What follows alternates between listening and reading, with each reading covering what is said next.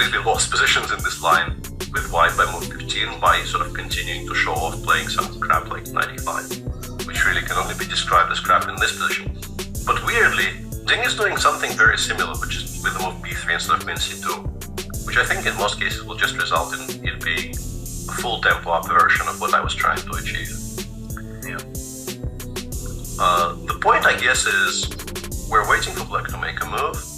If they play c5, we I think quite happily will switch to a kind of a Tarrasch that Vincent was maybe arguably trying to get. Of course, d3 and b4 is more aggressive than just b3 bishop b2, but it's still a playable Tarrasch. And the critical reply has to be d5 d4. What do we think about this? Yeah, I've had this quite a lot myself. I've often been playing with b3, and d4 is critical. What white does here, e3, c5, tends to lead to some kind of just reverse Benoni, where the inclusion of b3 isn't too helpful, I guess, although sometimes after a capture of pawns on d4, white does exchange off this kind of troublesome c1 bishop by bishop a3 sometimes. But this 95 move is super trendy as far as I know. There was a Twitter thread on it recently by this theoretician, is his name? I don't know. Intilis, yeah. And of course, I know that Gawain Jones, Niels Grandelius, a few people I know quite well. They've experimented with 95 and it has a decent reputation. It's supposed to be very testing. Yeah. It does make sense, but of course you'd much rather have a pawn b3 and not the queen on c2 here, which is what I was doing stupidly. The point here being that getting 95 in is extremely useful in a lot of positions because you're challenging, or at least making it more difficult for black to develop knight to c6. And that allows you to play against the black center more freely than you would have been able to in other positions.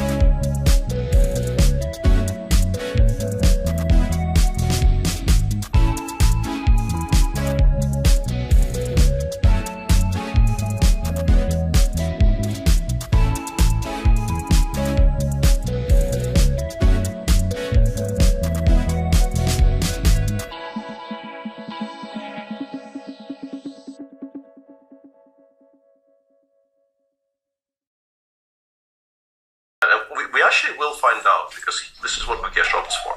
I guess his options weren't very comfortable. You could play rook e5, trying to play takes h5, but this requires very precise calculation, because if you miss something after rook d8, for instance, you could be in for a very rude awakening. Yeah, queen f7. Actually, yeah, queen f7 also existing, yeah. Nobody does that. So yeah, and now I think we push with the a pawn. I don't think we have time or inclination to do anything else.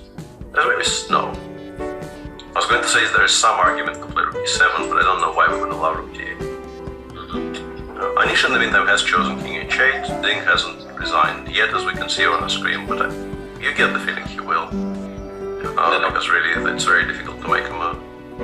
They're not at move 40 yet, Ding? No, they're not. Okay. Maybe he'll just play until move 40, then just kind of sit. If he can find a way not to blunder a rook, yeah, I think the challenge there is to find a way not to blunder something very, very large. Yeah, and that's true. Yeah, but by blunder I mean allow the capture off, because there are no good moves in that position. We shouldn't really be calling anything a blunder in a position as lost as that one. Yeah, it's long gone. Yeah. Yeah, I agree, Peter, here. Just a5, just push the pawn. Just start pushing, yeah, because how does white even play that position with no risk? If the pawn gets to a3, suddenly white will be... If Gukesh really wants to get rid of the g6 thorn, then could he play f5? Maybe rook e6 or rook c6? Yeah. I guess this is what he's considering, just trying to solve that issue by tactical means straight away. Pretty healthy as far as I can tell. Yeah, I mean, we can trade a 5 for g6, but that's an improvement for black. Yeah. And meanwhile, we do see Ding resign and Anish jumping up to +3. Yeah, and Ding actually goes back to -1.